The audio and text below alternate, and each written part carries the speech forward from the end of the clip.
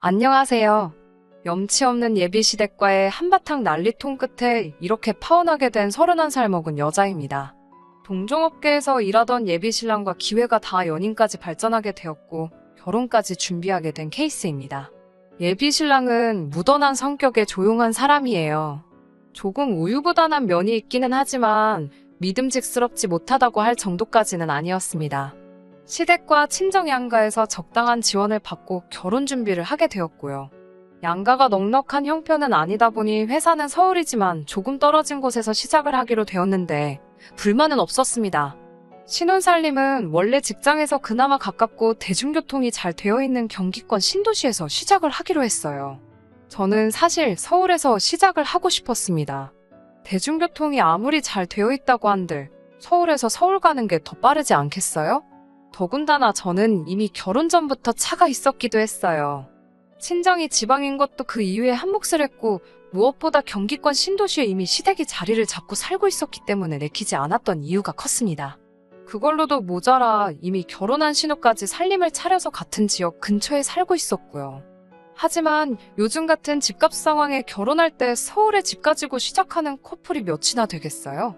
제가 우겨봤자 저희 집에서 받는 지원 뻔하고 시댁에서도 더 나올 부분이 없는 걸 아는 상황에서 제가 욕심부린다고 무조건 서울에서 시작하겠다고 할 수가 없었습니다. 물론 양가에서 보태준 돈과 저희 돈을 합치면 어떻게든 서울 전세를 못 구할 만큼은 아니었지만 그렇게 되면 교통이 사실 경기권과 비교했을 때 썩 달라지는 게 없었거든요. 당장 욕심부리지 않고 형편에 맞춰 시작하고 하루빨리 자리 잡아서 서울로 오면 되지 않겠냐는 예비신랑의 설득에 하는 수 없이 그렇게 하기로 정하게 되었습니다. 설득당할 때도 제가 너무 허영심이 많은가 하는 생각을 했는데 결혼 준비를 하면서 하나둘씩 보여준 추악한 그자들의 모습에 누가 허영심이 많은 건가 하는 생각을 하게 되네요. 제 차는 경차입니다.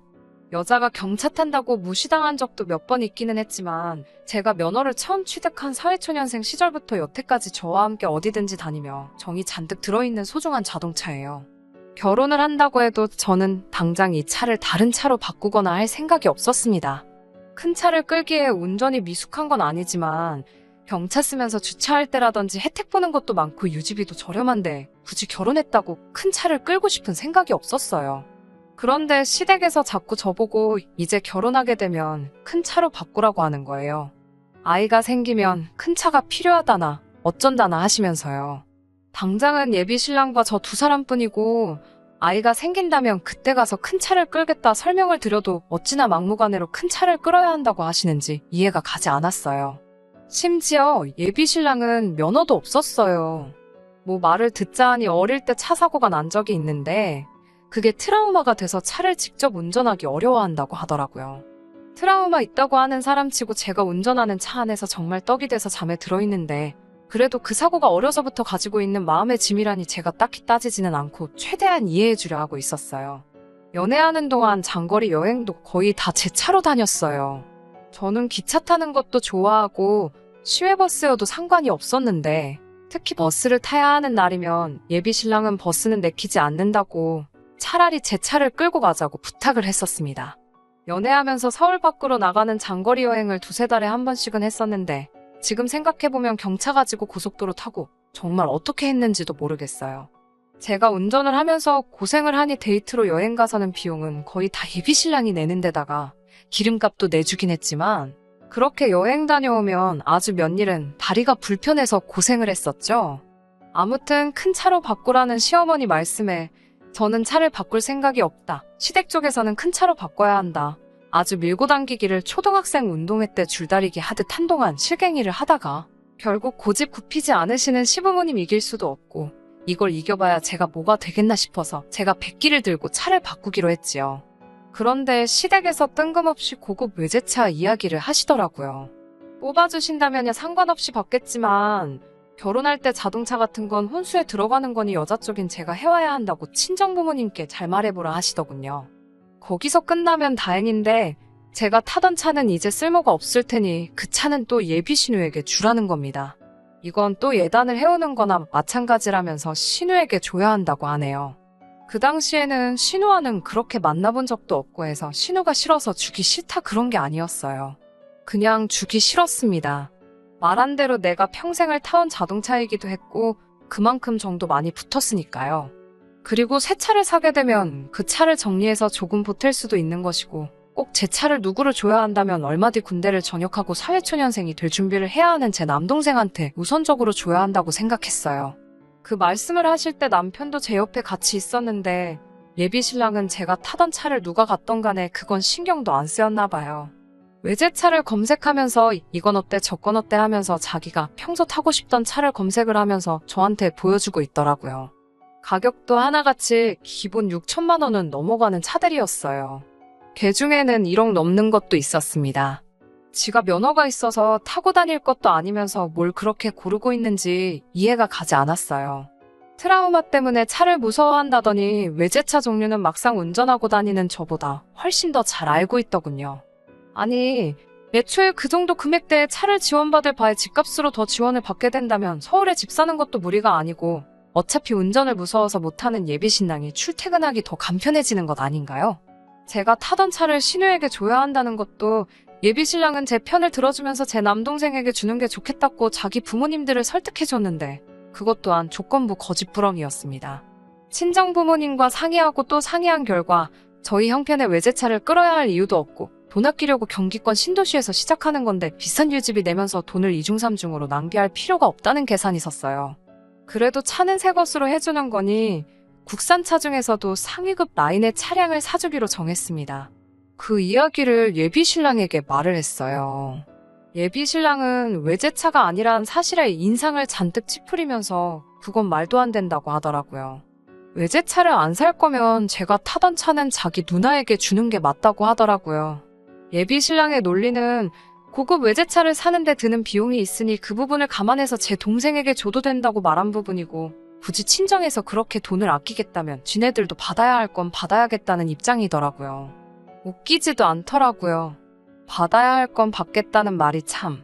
애초에 양가지원 비슷하게 받아 새 출발하는 건데 거기에 자동차를 얻고 나서 제 차까지 신우를 줘야 되면 신혼집 구하는데 지원해주시는 돈만큼 친정에서 더 해가는 건데 말이에요. 말씀드린 대로 저희가 더 쓰게 되는 돈만큼 시가에서 보태주면 저희 정말 대출 조금만 더 받아서 서울 안에 회사 근처에 아파트 구해서 시작할 수 있었고요. 저도 양보하지 않고 차는 친정부모님이 알아보신 국산차로 해야겠다 못을 박았습니다. 그날 저녁에 예비 시어머니에게서 전화가 오더라고요. 왜 자기들이 외제차를 콕 집어서 말해줬는데 국산차로 했냐면서요. 저희 형편에 아무리 생각해봐도 외제차는 사치인 것 같다고 설명을 드리니 그게 어디가 사치냐고 쏘아붙이시더군요. 저희가 신혼살림 차릴 경기권 신도시에 신혼부부가 얼마나 많은지 아냐면서 본인이 장 같은 걸 보러 다니거나 주변에 다니다 보면 전부 다 외제차를 끌고 다니는 건 자기 같은 나이 먹은 사람들이 아니고 전부 다 신혼부부들이라고 하시더라고요. 그 와중에 우리도 결혼하면 신혼부부인데 내 아들이 국산차를 끌고 다니면 얼마나 기가 죽겠냐고 자기들도 다 그런 걸 봐오면서 생각이 있으니까 외제차를 구하라고 한 거 아니겠냐고 말하셨어요. 이 동네에서 오래 살고 있는 본인들이 더 잘 알고 정한 건데 살아본 적도 없는 제가 이래라 저래라 하는 건 이해가 되지 않는다고요. 기가 차더라고요. 남들이 외제차를 끌고 다니니 우리도 끌어야 한다는 말이잖아요. 100번 양보한다고 하더라도 운전면허도 없는 예비신랑이 끌고 다닐 차도 아니고 제가 끌고 다닐 차인데 거기서 왜 뜬금없이 자기 아들 체면을 걱정하는지 이해가 가지 않았습니다. 동네에 자기 아들이 외제차 타는 걸 알리기 위해 제가 운전기사 노릇을 해주라는 뜻이었을까요? 이어지는 설명이 더 어이가 없더라고요.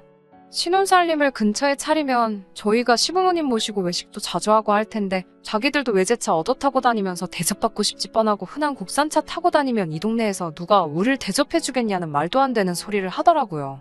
이미 차를 바꿔라 못 바꾸겠다 하면서 한참 싸웠던 과거가 있어서 그런가 더 이상 저도 참아봤자라는 생각이 들더라고요. 그래서 전화로 예비 시어머니한테 소리를 빽 질렀어요. 그러니까 지금 외제차를 고집하는 이유가 남한테 보이기 부끄러워서 그런 거고 남한테 보이기 부끄러운 이유는 신혼살림 차리면 제가 예비신랑도 모자라서 당신들 운전기사 노릇까지 해야 한다고 하는 소리냐고요. 제가 그렇게까지 해서 이 결혼을 꼭 해야만 하는 이유가 있겠냐고 물으니 자기가 생각해도 틀린 말이 하나 없는지 아무 말도 못 하더라고요. 서울에다가 아파트 한 채 해주는 것도 아니고 당장 제 돈부터 친정에서 지원받은 돈까지 다 꼬라박아야 겨우 경기권에 아파트 간내만에 하는 와중에 누가 미쳤다고 돈을 더 보태서 차까지 해오냐고 고마운 줄 알아야지 어디서 외제차 타령을 하고 있냐고 했지요.